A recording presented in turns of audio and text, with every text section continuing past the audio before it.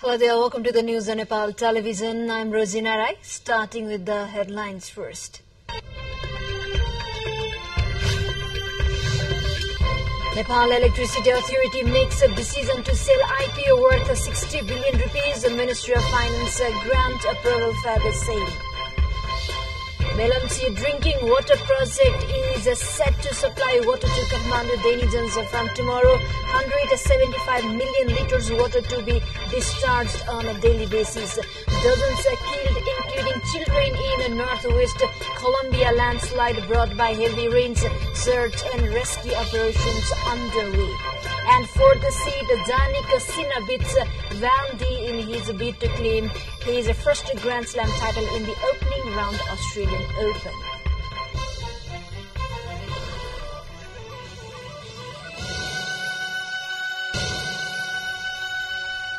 Welcome back, and now news in detail. The ruling coalition parties are meeting at the Prime Minister's office residence in Balwata. The meeting will delve into a discussion on contemporary political issues. Today's meet significantly focus on strategic deliberations in view of upcoming National Assembly election and the Truth and Reconciliation Bill TRC. The election of National Assembly members is scheduled in 25th of January. The Karnali province government has completed its first year. Chief Minister Rajkumar Sharma unveiled the work progress made so far in the period on Saturday. CM Sharma said the province government has undertaken several works ranging from diverse development works to formulation of necessary policy decisions, laws, standards, directives and strategic planning. CM Sharma shared that in the first year period, 4 bills and 18 regulations were approved.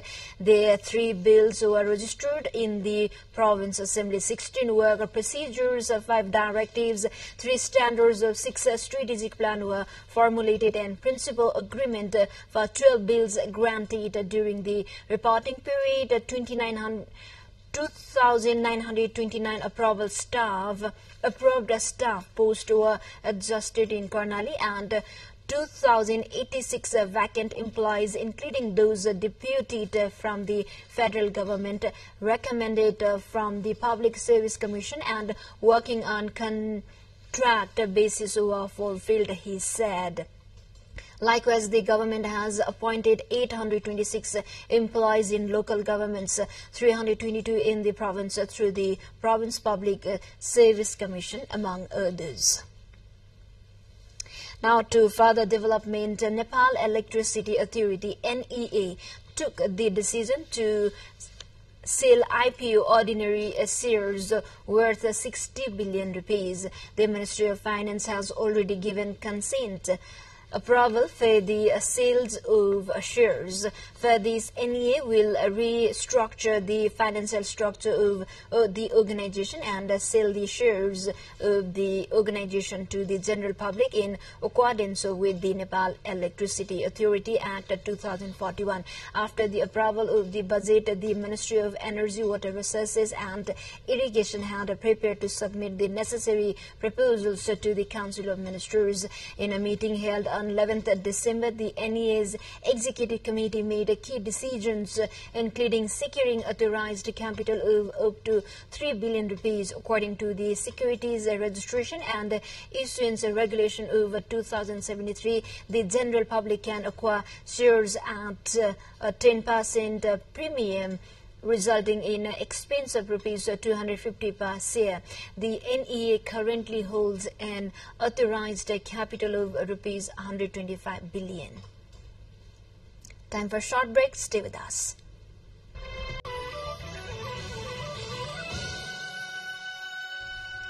Welcome back. You are watching Nepal Television News. Now we have remaining national and international updates.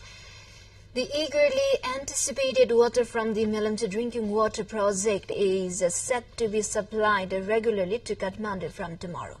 The supply earlier faced disruption due to flood damages in 2021.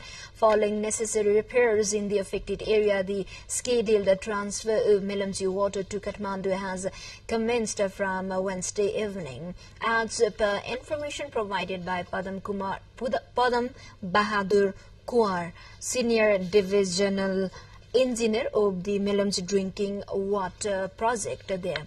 The Mamu Drinking Water Development Committee and Sino Hydro Corporation reached an agreement to transfer Mamu water to Kathmandu within 4 days.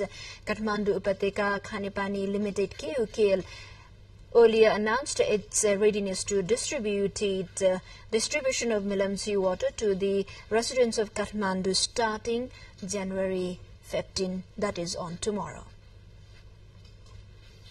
Now to international updates. At least 34 people have been confirmed dead following landslides in Colombia's northwest department of Choco.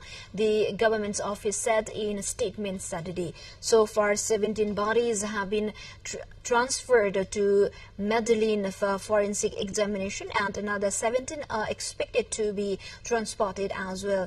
The statement read, the landslide came down on a road between the cities of Quibdó and Medellin.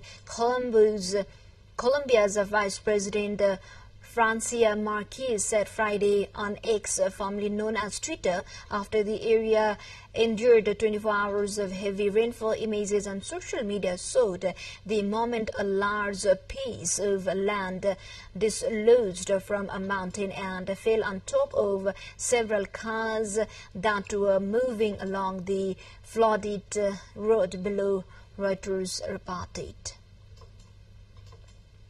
A huge fire tore through a large warehouse used by Russia's largest online retailer south of St. Petersburg on Saturday morning. The blaze covered an area of 7,000 square meters, more than 75,000 square feet, with 5,000 square meters of the Wildberries warehouse collapsing, according to Russia's Emergency Situation Ministry. No casualties were reported so far. Videos posted to social media appear to show employees running down fire escapes and fleeing the scene there. Now, before we move up to another update, it's time for a short break. Welcome back. Thank you for staying with us.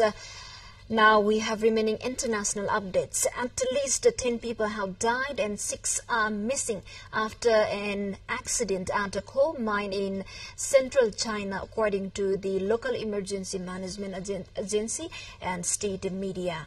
In a statement on Saturday, the agency said it would continue rescue operations at the mine in the city of Pingding-san and conduct citywide safety checks.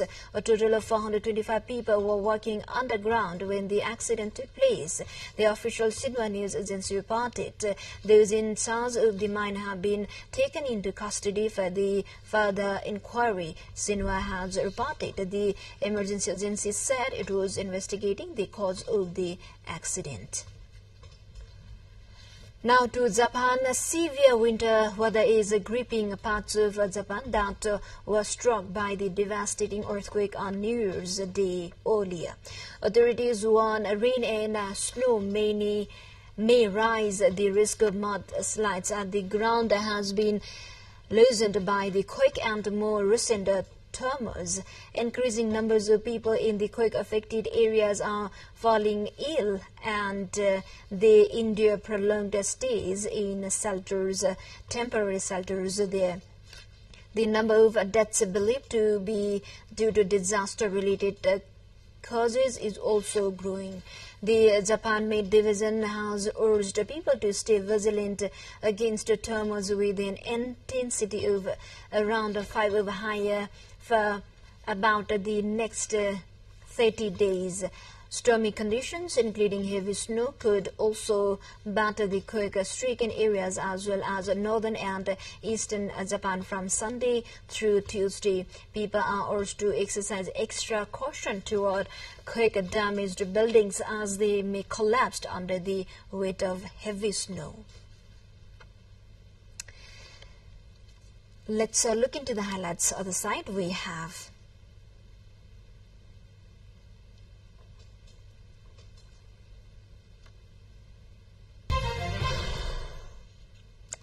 now time for sports update.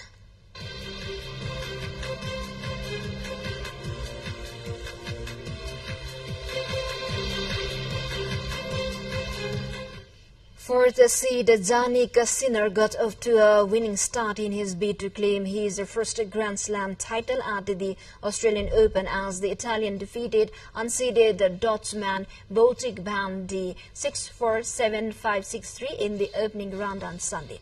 Sinner, who enjoyed a strong finish to 2023 by reaching the ATP Finals title clash before guiding Italy to Davis Cup triumph, who was slightly off the pace after playing no competitive matches in the build-up to the year's first major. World number 59 Van de went to toe-to with his opponent in the next set before Sinner sealed the decisive break for the 6-5 lead and comfortably doubled his advantage. Sinner squandered 4 back points and then surrendered his serve to try 2-0 as his forehead wobbled slightly in the third set, but he responded superbly to close out the match and book a second round meeting with Jasper De Jong or Pedro Cassin. With this, we come to the end of this news bulletin, but before we say goodbye, quick reminders of the headlines once again. Nepal Electricity Authority makes a decision to sell IPO with worth 60 billion rupees. Ministry of Finance grant approval for the sale. Melamsi drinking water project is set to supply water to Kathmandu denizens from tomorrow. 175 million liters of water to be discharged on a daily basis. Dozens killed, including children in northwest Colombia. Landslide brought by heavy rains. Search and rescue operations underway. And fourth seed Jannik Sinner beats Van de in his bid to claim his first Grand Slam title in the opening round of Australian Open. Well, this is all we have for this moment. Until our next bulletin, keep watching Nepal Television. Have a good day ahead. Namaste.